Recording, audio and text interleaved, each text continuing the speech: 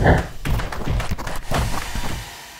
tout le monde, j'espère que vous allez bien. Aujourd'hui on se retrouve dans une nouvelle vidéo et du coup c'est mon book haul du mois de mai. Comme d'habitude je vous propose qu'on commence par mes livres papier et on passera ensuite aux livres numériques. Donc pour ce qui en est des livres papier, j'ai 3 mangas à vous présenter et un livre, donc on va commencer avec les mangas. Tout d'abord je me suis pris le tome 32 de My Hero Academia de Kohei Horikoshi, publié aux éditions Kiun. Le mois dernier je me suis mise à jour dans le manga, j'ai beaucoup aimé ce que je lisais. C'est juste trop bien, je vous recommande énormément ce manga. Je vais pas vous faire de résumé de My Hero Academia, mais si jamais vous voulez lire le résumé du tome 1, je vous mets dans la barre d'infos un lien pour directement aller voir le tome 1 et du coup lire le résumé. Voilà tout ce que je pouvais vous en dire, c'est que on est dans une école de super-héros. Je sais pas ce qu'il vous faut de plus. Comme ce livre je l'ai acheté dans la librairie Momi, et j'ai eu un petit marque-page de Mina. Il est trop joli. Du coup voilà, ça fait toujours super plaisir.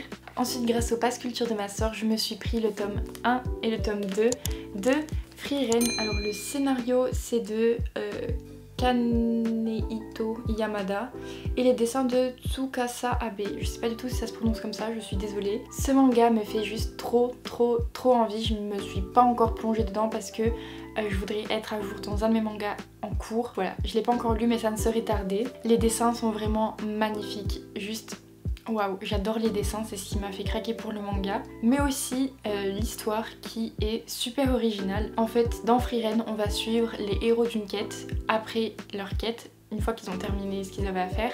Et donc on va suivre Frieren qui elle est une elfe immortelle qui va retrouver ses amis mortels après du coup leur quête. Je dois avouer que c'est tout ce que je sais de ce manga, j'en sais absolument pas plus, mais ça m'a suffi pour craquer. Je crois qu'au Japon on a 8 tomes, peut-être plus, je crois que c'est toujours en cours. Et donc je me demande bien ce que va devenir la suite de ce manga pour que ça puisse tenir en longueur comme ça. Terminons les livres papier avec un livre magnifique et un petit peu bizarre. Je me suis pris Pandemonium de Ed Simon et donc c'est Histoire illustrée de la démonologie. Ce livre est juste hyper lourd. Pareil, c'est ma sœur, celui-ci qui me l'a offert avec son pass culture. Il est juste trop beau et j'ai craqué parce qu'en fait je suis fan de tout ce qui est paranormal, de tout ce qui est démon, de tout ça. Et je m'intéresse beaucoup à ça, ça me rend très curieuse et donc j'ai craqué pour cet ouvrage. Il y a plein de choses dans cet ouvrage et je l'ai pas encore lu, mais voilà, il est trop beau. Je vous ferai des petits close-up parce que vraiment ce livre mérite d'être vu comme il faut parce qu'il est vraiment magnifique. Je pense que je le lirai mais pas en tant que lecture principale. Je pense que je lirai des chapitres de temps en temps.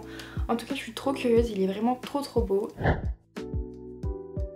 Donc ce mois d'avril fut la sortie d'un livre que j'attendais énormément. Ça fait 1 an que j'attends la suite de ce livre et donc c'est La Carte des Confins, le tome 2 de Marie Replin, je sais pas du tout comment ça se prononce, je suis désolée. C'est un livre qui parle de pirates. En fait on va suivre Kali qui est elle une voleuse et on va suivre Blake qui est le capitaine de l'Avalon, donc c'est un pirate.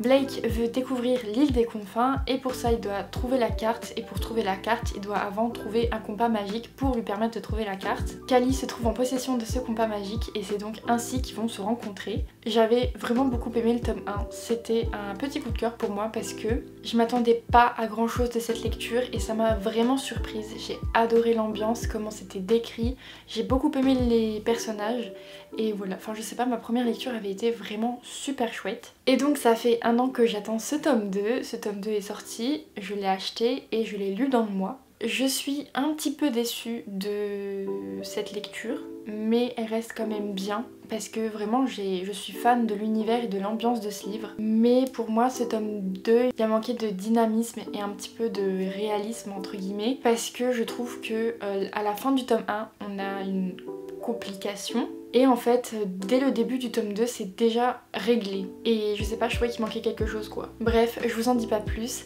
Je vous recommande quand même la lecture du tome 1 et bien sûr celle du tome 2 parce que c'est pas parce que ça ne l'a pas fait avec moi que ça ne le fera pas avec vous. Ensuite, je me suis enfin procuré un livre qui me faisait très envie. Je sais pas pourquoi, ça fait un petit moment, je crois qu'il est sorti et j'ai complètement oublié. Donc c'est Le Sanctuaire d'Enoma. Ce livre est vraiment magnifique et j'étais très curieuse parce que, je sais pas, on dirait que ça a des vibes witchy et en fait c'est donc un roman fantastique young adulte et dans le résumé il est dit que Irina prétend lire dans les étoiles, consulte sans cesse son tarot divinatoire. Il y a l'air d'avoir un peu de magie, de divination, de cartes de tarot dans ce livre et donc ça m'intrigue énormément. J'aime énormément cette ambiance et cet univers et donc voilà, j'ai décidé de craquer. Ensuite j'ai craqué pour Bienvenue à la Fayette de Océane Ganem. Ce livre on l'a vu pas mal de fois passer sur les réseaux sociaux, même beaucoup de fois, sauf qu'en fait moi ce qui m'a décidé à me le procurer c'est parce que Margot du compte Instagram Louvre de Salem adore cette autrice, vraiment elle me bassine pour que je découvre ses écrits et voilà, je crois que c'est de la romance new adulte. J'aime pas trop lire les résumés des romans new adulte parce que j'ai envie de me lancer dans ces romans comme ça. Les romances je préfère ne pas du tout lire de résumés. Mais comme thème on a étudiant, colocation et new romance. Comme ça vous êtes au courant, si jamais ça vous intéresse comme d'habitude je vous mets les résumés dans la barre d'infos et si jamais je vous montre des seconds tomes, et ben je vous mettrai le résumé du tome 1. Donc voilà, super curieuse par cette lecture, je suis trop contente de l'avoir dans ma pile à lire. Je sais qu'à l'approche des beaux jours j'aime énormément lire de la romance. Ensuite j'ai pris le tome 2 de Can't Help Falling in Love de Alicia Garnier, donc c'est la booktubeuse sous le pseudo de Moody Take a Book. J'ai déjà lu certains de ses romans, j'ai beaucoup aimé. Cette duologie je ne l'ai pas encore découverte et je crois que c'est une duologie, c'est pour ça que je me suis empressée de prendre ce tome 2 parce que je me dis une duologie ça se lit rapidement et puis j'entends énormément de très bons retours sur ce livre. Donc je suis vraiment curieuse. Pareil, comme c'est de la romance, je connais absolument pas le résumé, je crois juste que c'est du new adulte. Et donc les thèmes qui sont écrits, c'est amour, drogue et passé douloureux. Je dois avouer que voilà, ça me rend curieuse. J'ai vraiment hâte de découvrir cette duologie de l'autrice. Et donc j'ai créé pour une nouvelle sortie des éditions Snag et donc c'est Into the Deep, puisque c'est un livre qui m'intéresse beaucoup parce que je crois bien que on est sous les mers. Et je suis quelqu'un de très curieuse et très passionnée par les profondeurs. J'ai lu un livre qui m'a beaucoup marqué sur les profondeurs et tout ça, c'était 20 milieux sous les mers de Jules Verne, que j'avais énormément aimé et que c'est un livre que j'aimerais énormément relire. Sinon je crois qu'à part ce livre là, j'ai pas lu grand chose des profondeurs, enfin peut-être des fantaisies qui se passent dans l'océan mais pas plus approfondi que ça. Et donc j'aime énormément partir à la recherche des livres qui parlent de ce genre de thème. Voilà pourquoi est-ce que j'ai craqué pour celui-ci. Et donc voilà pour les livres en français. Passons donc aux livres en anglais. Et donc en anglais j'ai commencé par me prendre les 4 tomes de la saga Dirty Air. C'est une saga que l'on voit énormément passer sur Instagram, puisque l'autrice, il me semble qu'elle a écrit d'autres romans, c'est Lauren Asher, et donc c'est une romance sportive new adulte. Donc comment vous dire qu'il m'en a fallu très peu pour craquer. Donc voilà, je suis super curieuse, sachant que comme je vous ai dit à l'arrivée du beau temps, j'aime énormément lire de la romance et le stock de romance vous allez voir pour cet été. Ensuite je me suis pris une fantaisie et donc c'est An Air Comes to Rise. Comme je vous l'ai dit c'est une fantaisie, il me semble qu'il y a des faées avec de la magie, du paranormal. Il m'a fallu lire ces quelques mots pour tout de suite craquer et donc je me suis pris la trilogie. Je crois que c'est une trilogie, j'ai pas vu de 4e tome. Donc voilà, il m'en a fallu très peu pour craquer, mais ça vous me connaissez déjà. Sachant que comme vous le savez, en ce moment j'essaie de lire un maximum en anglais, pour ne pas dire plus que lire en anglais. Et donc tout ce qui me passe sous le nez, j'ai tendance à le prendre. Ensuite, j'ai craqué à cause de Bookstagram. Il y a des livres en ce moment sur Booksta, on les voit tout le temps passer partout, on peut pas passer à côté de ces livres. La trilogie que je me suis pris fait partie de ces livres qu'on voit passer partout. C'est une romance et donc c'est Twisted Love. Et voilà, j'ai craqué parce qu'on les voit partout, que je suis super curieuse parce que ces livres sont de très bonnes lectures et des coups de cœur pour la quasi-totalité des personnes qui l'ont lu. Et donc ça m'intrigue énormément. Comme je vous l'ai dit, j'attends plus que le soleil et l'été pour commencer des romances. Ensuite, je me suis pris une réécriture de contes et donc c'est Second Star to the Left. Et c'est une lecture de conte de Peter Pan. Comment vous dire que Peter Pan, mon Disney préféré, j'adore le personnage de Peter Pan, j'adore l'univers de Peter Pan, vraiment ma vie. Je suis quelqu'un qui craque assez facilement pour les réécritures de contes et celle où je craque encore plus facilement c'est celle de Peter Pan. Dès que je vois des réécritures de contes de Peter Pan, je suis obligée de les prendre parce que j'ai l'impression que ça se fait pas tant que ça, mais en même temps je commence à accumuler des réécritures de contes de Peter Pan je vous dis pas. Ensuite j'ai craqué pour un livre, encore une réécriture de conte mais un peu particulière, vous allez voir. C'est An Arrow to the Moon.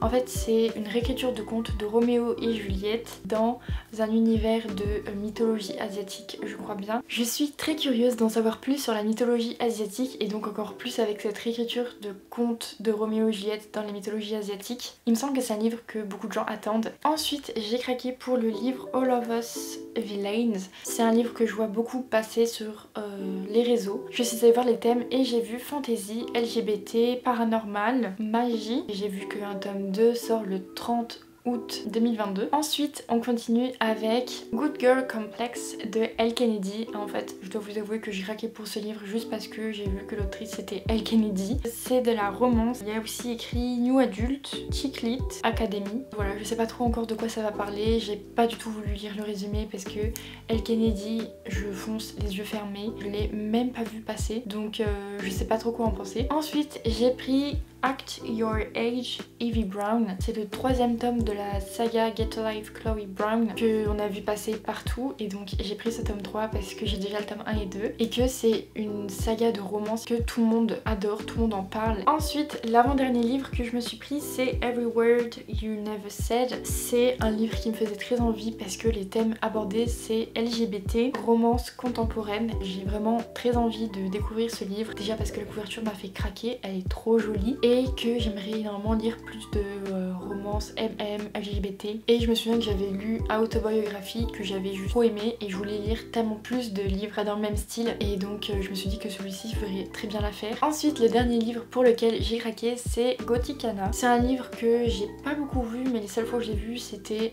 sur Bookstagram. Les avis que je voyais étaient vraiment plutôt élogieux et donc j'ai décidé de me pencher un peu plus sur ce livre et donc j'ai découvert que c'était une romance. En thème abordé on a paranormal, on a gothique, on a fantasy, on a mystère, on a collège et donc je pense que c'est un peu un univers Dark Academia et je suis trop impatiente de le lire. Je sais pas du tout si c'est un one shot, en tout cas ça a l'air d'être un one shot parce que je vois pas marqué tome 1. Je pense que c'est un univers que je peux trop aimer et pour la période d'Halloween ça ne peut que être trop bien à lire. Donc je pense que je vais me le garder pour Halloween peut-être. Donc voilà, on en a terminé avec ce book haul. N'hésitez pas à me dire vous ce que vous avez acheté au mois d'avril et en attendant je vous fais plein de gros bisous et je vous dis à bientôt, bye.